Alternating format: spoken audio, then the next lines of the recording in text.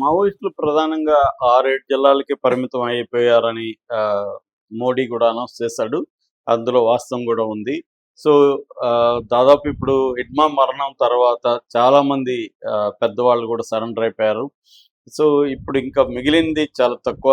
ముఖ్యంగా ఛత్తీస్‌గఢ్‌లో 85% ఖాళీ అయిపోయింది. మధ్యప్రదేశ్‌లో కంప్లీట్‌గా వెళ్ళిపోయింది. ఎందుకంటే అక్కడ ఎంఎంసీ అంటారు. అంటే మహారాష్ట్ర, మధ్యప్రదేశ్, ఛత్తీస్‌గఢ్ కమిటీ కంప్లీట్‌గా ఖాళీ అయిపోయింది. అక్కడున్న అనంత్ గాని, తర్వాత రామ్‌దేర్‌గా వీళ్ళిద్దరూ తమ అనుచరులతో కలిసి సరెండర్ అయిపోయారు.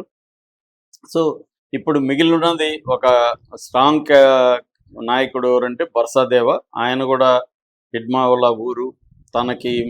తను ఇప్పుడు ఒకప్పుడు హిడ్మా ఉన్న స్థానంలో తనున్నాడు. అదేంటంటే పీఎల్జీఏ పీపుల్స్ లిబరేషన్ గెరిల్లా ఆర్మీకి సంబంధించిన బెటాలియన్ నెంబర్ 1 కమాండర్గా ఆయన ఉంటున్నాడు.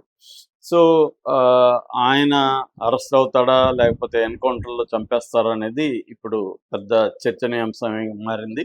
ఇక నెక్స్ట్ గణపతి. 76 ఏళ్ళు.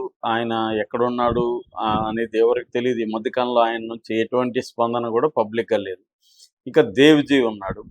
దేవ్‌జీ కూడా తర్వాత ఈ హిడ్మా ఎన్కౌంటర్ తర్వాత దేవ్‌జీనే పట్టించాడన్న ఆరోపణలొచ్చింది. దాన్ని మావోయిస్ట్ పార్టీ ఖండించింది.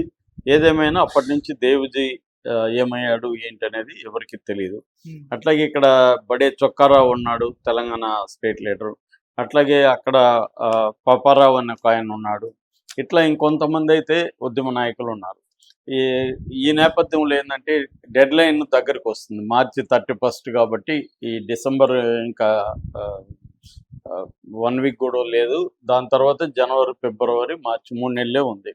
సో, ఈ 3 నెలల్లో కంప్లీట్‌గా మావోయిస్ట్ పార్టీ తుడిచిపెట్టేయాలనేది ప్రభుత్వ సంకల్పం కాబట్టి అది జరుగుతుందా లేదా అనేది ఇప్పుడు పెద్ద ప్రశ్నగా మారింది. ఈ నేపథ్యంలో ఏంటంటే కొత్తగా ఈ మధ్యకాలంలో పెద్ద నాయకులు ఎవరు సరెండర్ కావట్లేదు. బర్సాదేవ ఉన్నాడు. ఇందాక చెప్పిన లీడర్లంతా ఉన్నారు. కాబట్టి వీళ్ళని పట్టుకోవాలంటే సాధ్యం కావట్లేదు కాబట్టి ప్రజల ద్వారా వీళ్ళని పట్టుకోవాలి. ఎందుకంటే ప్రజల మద్దతు లేకుండా మావోయిస్టులు ఒకరోజు కూడా మనగలిగే పరిస్థితి ఉండదు. అడవుల్లో ఉన్నారన్నా అడవుల్లో కూడా ట్రైబ్స్ ఉంటారు కాబట్టి ఆ ట్రైబ్స్ హెల్ప్ ద్వారానే మావోయిస్టులు ఉంటారు. ఎందుకంటే వాళ్ళకి లాజిస్టికల్ హెల్ప్ అంటే ఫుడ్ కావచ్చు, లేకపోతే మందులు కావచ్చు, ఇతర అవసరాలకి ప్రజల మీదనే వాళ్ళు ఆధారపడాలి. సో, అందువల్ల మా ప్రజల్ని కరప్ట్ చేసి ప్రజలకి డబ్బు ఆశ చూపించి వాళ్ళ ఆచూకీ చెప్పమని ప్రజలని మనం ప్రలోభపరిస్తే కొంత పట్టుకోవచ్చు అనే స్ట్రాటజీ ఇంతకు ముందు కూడా ఉంది. ఇప్పుడు అది పెద్ద ఎత్తున అమలు చేస్తున్నారు. ఇప్పుడు కొత్తగా మావోయిస్టులను పట్టిస్తే 8,40,00,000 ప్రకటించారు. అయితే ఇది ప్రకటించింది ఒరిస్సా గవర్నమెంటు. ఒరిస్సా గవర్నమెంటు పోస్టర్లు వేశారు అడవుల్లో. అక్కడ బౌద్ధ్ డిస్ట్రిక్ట్ అని ఉంది. ఆ బౌద్ధ్ డిస్ట్రిక్ట్లో పోలీసులు వెళ్ళి పోస్టర్లు వేశారు. ఆ పోస్టర్లో పట్టిస్తే మావోయిస్టుల ఆచూకీ చెప్పండి, క్యాష్ ప్రైజులను గెలవండి అనేది క్యాష్ ప్రైజులు కూడా అనౌన్స్ చేశారు.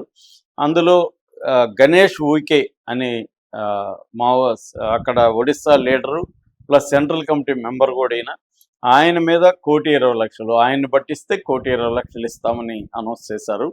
అట్లాగే Sudarshan alias Vikash, Niranjan Raut alias Nikhil, Rashmita Lenka alias Ankita, Krishna alias Sukkuru, తర్వాత నీయ అనే ఒక 6 మందికి కలిపి 65,00,000. ఈ 6 మందిని పట్టిస్తే 65,00,000 ఇస్తామనేది అనౌన్స్ చేశారు.